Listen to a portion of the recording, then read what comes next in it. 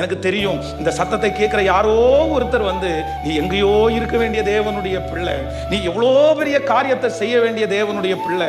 ஆனா கர்த்தர் உங்களுக்கு வாய்ப்பு கொடுக்காம இல்லை, ஆண்டவர் உங்களோட பேசாம இல்லை, ஆண்டவர் உங்களை தப்பு வைக்கிறதுக்கு நிறைய முயற்சி எடுத்தார். ஆனா உங்களுக்கு உங்க மேல கான்பிடென்ட் அதிகம். அவ்வளவுதான் ஆண்டவர் மன்னிச்சிருவாரு. இப்படியே சொல்லி இன்னைக்கு எல்லாத்தையும் இழந்து ஒருவேளை நீங்க ஜீரோவா நிக்கலாம்.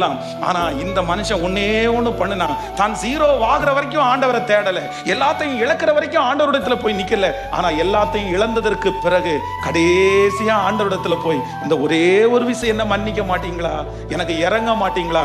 வேதம் சொல்லுகிறது, எடுக்கப்பட்ட அந்த முடி அவனுக்கு முளைக்க தொடங்கினது.